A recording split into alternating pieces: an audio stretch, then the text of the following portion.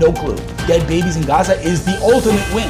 Don't you think context is important? Thousands of Israelis, and abduct thousands of Israelis. What should we have done?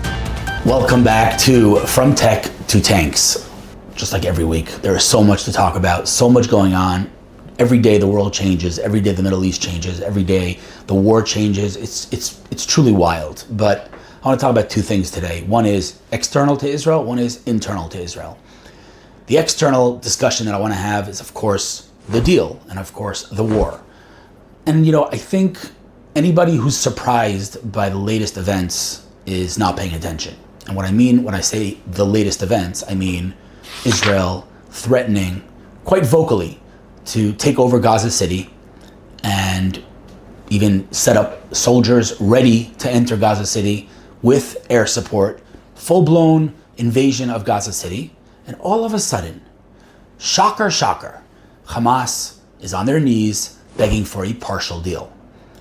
Bibi and the government have made it abundantly clear that a partial deal is off the table. And the only way we're making a deal with Hamas, which, by the way, words that I should never even say, making a deal with Hamas, there should be no deal, period. There's only one option, and that is all the hostages returned, every single one of them, dead or alive, Hamas disarming and leaving Gaza, no longer ruling over Gaza, Palestinian Authority also not ruling over Gaza, and an international force that's going to take over Gaza, probably led by America, and that is the only way this war ends. But the point is, as long as we appease and as long as we get on our knees and beg for a deal, Hamas plays with us. As soon as we threaten them with military force, all of a sudden, they're coming begging. Which again, should come as no surprise to anyone. But this is something that we know in Judaism. It's part of our scripture, it's part of our theology. There's a very famous verse that we say throughout our prayers, and that is in Hebrew, Hashem oz lamo yitain, Hashem yivarech et amo b'shalom. What does that mean? It's a blessing, asking God to bless us with strength. And then the second part of the sentence is, and God will bless us with peace. Now, if you just look at those two parts of the sentence, God will give us strength and might, and God will give us peace. You would think those two things aren't actually connected, maybe even mutually exclusive. But what do we need might and strength for if there's peace? And the answer is no. The only way to achieve peace is through strength and might. And when we are weak, and when we beg and appease our enemies, they see right through us and they take advantage of us. And as soon as we flex our muscles and show them what we will do or what we do, all of a sudden they come begging. So right now that is on the table. There's a deal, but I'd bet money that the deal that Hamas has agreed to is not a full deal and is not complete, surrender, because as we discussed many times, radical Islam does not understand the word surrender.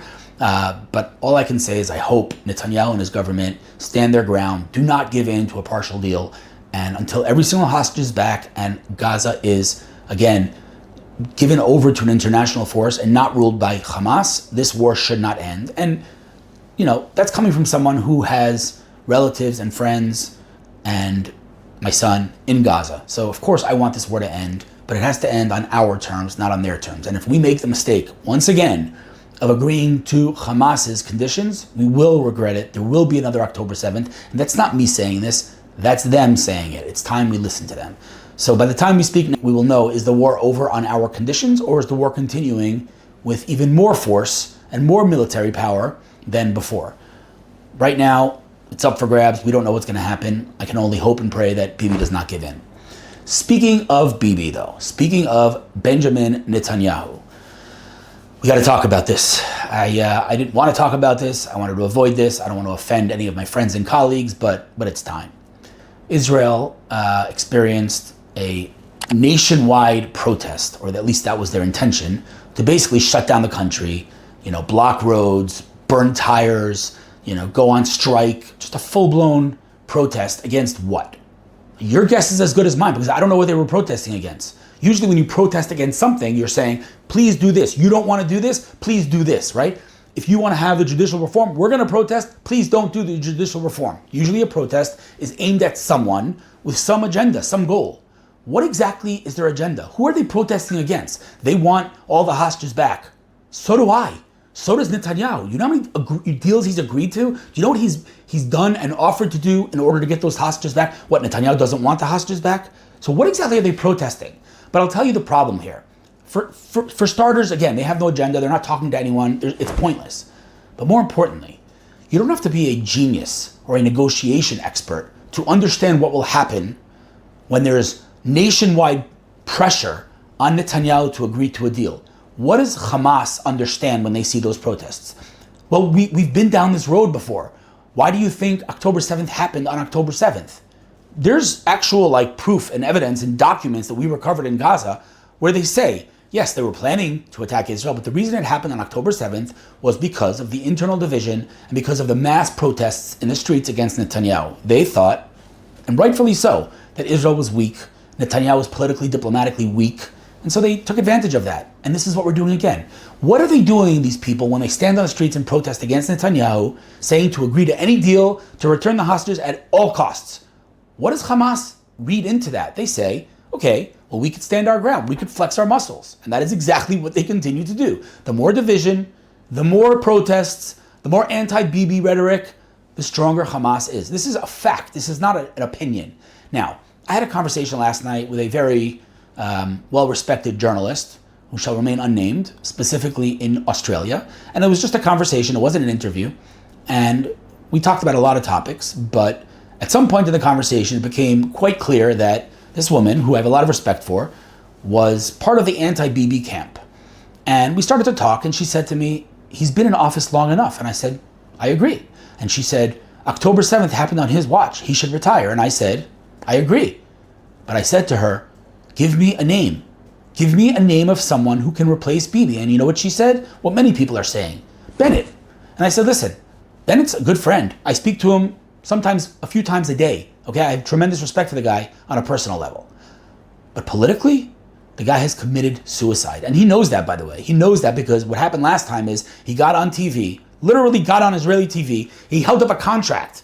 This is really a true story. Held up a contract on TV and said, I will never sit with Lapid in the government. I will sure as heck never sit with the Arab parties in the government. Something that made me and many right-wing Israelis happy, because why should you sit in a government with anti-Zionist Arabs? Why they're in parliament is a whole different discussion, but it's worth mentioning that we have actual anti-Zionists in our parliament, some apartheid, topic for another time.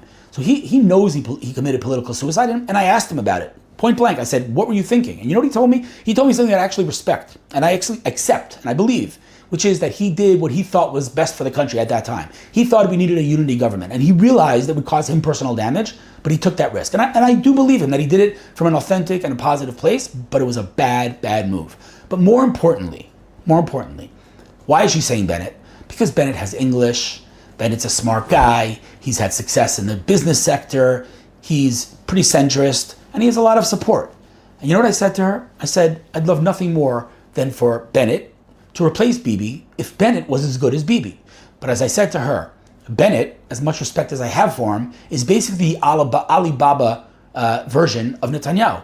He's the cheap knockoff of Netanyahu. Yes, he speaks English. Yes, he's very charismatic. I agree. But he is in no way as good as Bibi. So again, yes, Bibi should take accountability for October 7th, and I agree completely. And he should step down. He's been in office way too long. I agree. Maybe Israel should even have laws against this, like America does. I completely agree. As soon as you give me an alternative. And by the way, that's something I've asked, and again, all of my friends and colleagues are part of the anti-Bibi crowd, literally. Tech world, they're all, and I've said to all of them, I'm with you. Let's replace Bibi. With who? Lapid? Lapid, who's a clown who didn't even finish high school and has lied about that and lied about his army service and is completely inconsistent and contradicts himself constantly. Clearly not someone who could run this country in a situation like this war. Clearly not someone who could stand up to the pressure, the international pressure, right? We saw the international pressure not to enter Rafah. What happened? We entered Rafah. Lo and behold, hostages in Rafah. And now the world is saying, don't go into Gaza City. What do you think's in Gaza City? Gaza City is Hamas's last stronghold. Gaza City, for sure, has hostages inside the tunnels there. No one has any doubt about that. What will happen when we enter Gaza City as far as the hostages are concerned? Unfortunately, I don't want to think about it. But the reality is the pressure is insane right now on Netanyahu not to enter Gaza City and to agree to a partial deal. You think that Lapid could stand up to that pressure? If you think that, I have a bridge to sell you. So Lapid is off the table. Gantz, okay, I like him. I've met him. I respect him. I think he's great. I don't know a single opinion of his. Actually, I do not know a single. What does he hold on anything? What's his opinion? I have no idea. You know what he is? He's not Bibi. And that's why people like him, because he's not Bibi. He's a general. He was an amazing general. What are his opinions? No clue, right? So there are some potential candidates like Nir Barkat, who was the mayor of Jerusalem, who I think is great. Again, I've met him. I think he's great. I think I agree with most of his opinions, but he's right-wing, and nobody on the left side of Israel will agree to elect him, so that's not on the table. So Bennett, what's left? Bennett just, of course, recently thrown his hat into the ring. He wasn't in politics till recently. And according to the polls, he's quite popular. But again, he's popular because he's not Bibi. And that, to me, is unacceptable. This isn't DEI, all right? We're not accepting a prime minister because he's not something else. We're not accepting a prime minister because he could speak English and because he's smart and successful. That's just not what we're looking for. We're looking for a prime minister who's a leader and who could withstand the international pressure that is mounting on Israel right now to end this war. And only Bibi can do that. And again, if they suggest an alternative, I'll be the first to get behind that alternative. But right now, there is none. And so to call for Bibi to retire and to step down, fine, but suggest an alternative. And they're not. So again, what exactly did they accomplish?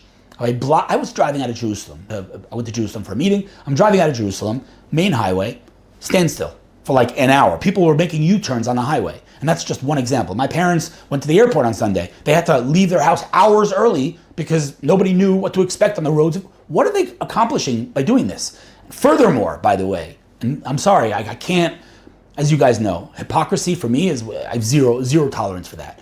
Like when there were other protests, for example, the ultra-Orthodox protests that didn't want to draft, and they were burning tires, and they were blocking roads, these same people, the same left, secular anti-Bibi crowd went berserk. They lost their freaking minds. Why are you blocking roads? Why are you burning tires? These anarchists, that's what they call them, anarchists. These crazy people. What? Dude, you're doing this now. Yesterday you opposed them doing it, now you're doing it. It's literally textbook hypocrisy. So while I respect many of those protesters, and I know they're good people, and I even know that many of them come from a good place in terms of what they're trying to accomplish. They genuinely believe that Netanyahu is bad for the democracy and that he may be dishonest and corrupt. And some of the things they're saying, again, I agree with. I happen to think he's not corrupt. I happen to think if you look at his actual court case and the things he's being accused of, honestly, if any other politician was accused of those things, we would all be laughing about it. Like, legitimately, this is a true story. You can Google this. He's being accused of accepting a Bugs Bunny doll. I'm going to wait and let you just digest that. This is a true story, that he got a Bugs Bunny doll as a gift for his kids or something. I don't even know what the details are, but literally that's an accusation that he got cigars, champagne, that he bribed the press. Netanyahu bribed the press for positive coverage. I don't think I've ever seen positive coverage in the Israeli press ever. So that's clearly a lie. So all of the accusations against Netanyahu are absolutely ridiculous. So I don't see any corruption, because if he was truly corrupt, he'd be found guilty many years ago after trying to, catch him for decades already. So corrupt he's not, in my opinion. Does he say things that are dishonest? I don't think he says things that are dishonest. I think he says things that don't end up happening, maybe because the circumstances change. But either way, let's say he's corrupt, let's say he's a liar, let's say he's a narcissist, all of the words they like to call him, fine. Let's replace him with someone as good as him. I'm not going to agree to replace our prime minister in the middle of an existential war with someone who's the Alibaba version of him. It's just unacceptable. So, it's a very explosive environment in Israel right now, internally, which, again, we're fighting an existential war. Is this really what we need to be doing right now, showing our enemies our division and our weakness? It's crazy to me, honestly, that these people don't understand the consequences of their actions as it pertains to this war. And of course they want the hostages back. Rightfully so, but who doesn't? So, these protests burning down the country and, just closing down businesses and, tech companies letting all their employees go protest for the day. What are you guys doing?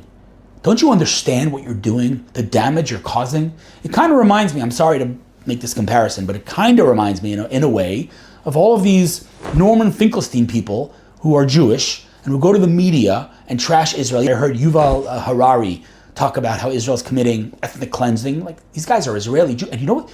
You could think that. You'd be an idiot to think that, because the Palestinian population has grown exponentially since Israel was established. So what kind of ethnic cleansing is that? But if you think that, fine. To go on the media and to say that about your own people, do you understand the damage you're causing? And this is a broader discussion, which I have to tell you, I spoke to, I'm not going to name names, but a very big journalist.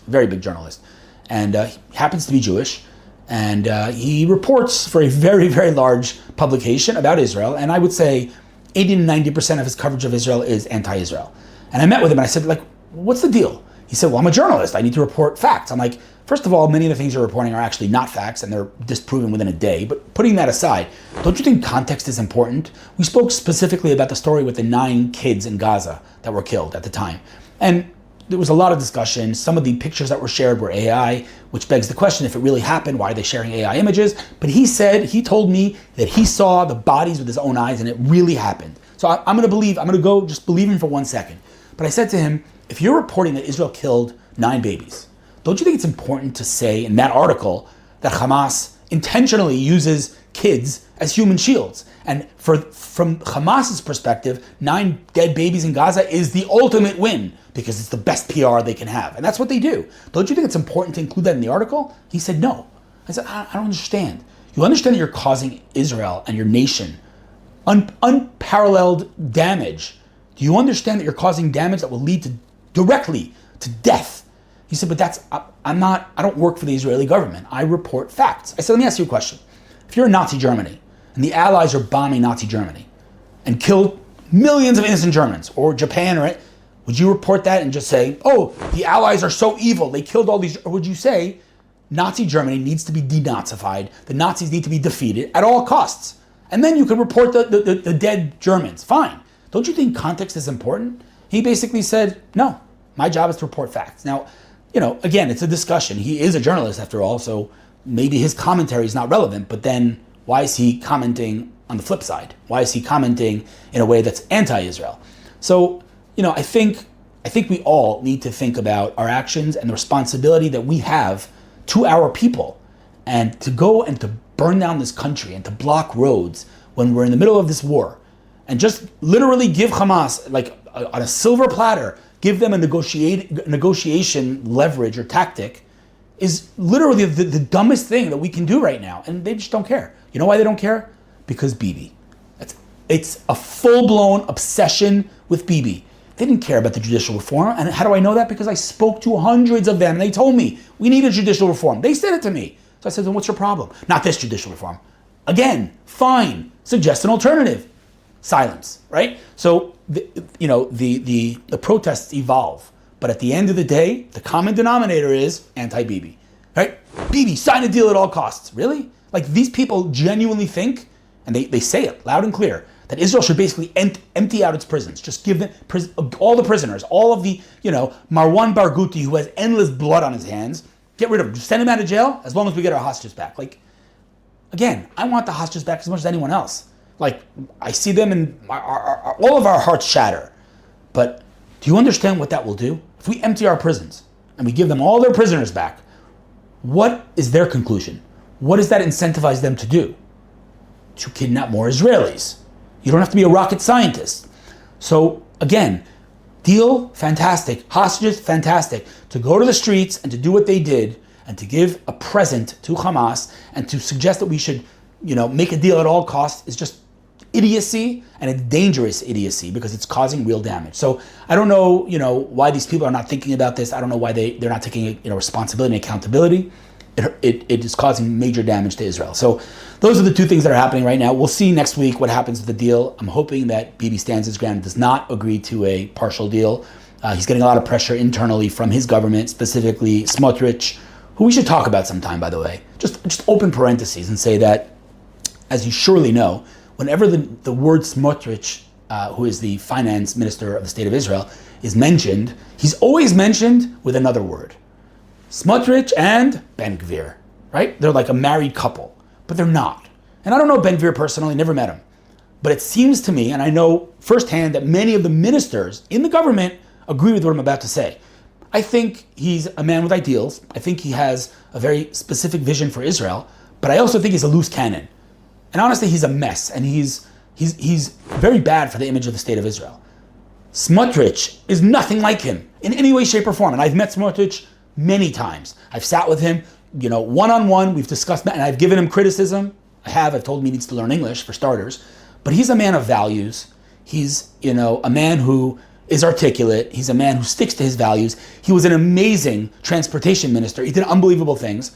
Okay, so maybe some of his opinions, the world doesn't agree with, as it pertains specifically, obviously, to Gaza and other things, but I do not. And feel free, if you're watching this, feel free to send me a message of where I'm wrong here. I do not know a single opinion of his that is extremist. Like, I really don't. I know that he has a 50-page PDF explaining the solution to this conflict, which we may or may not agree with, but again, alternative. How do you suggest we solve the solution? Which is a bigger question, right? Everyone in the world against Israel, what should Israel do?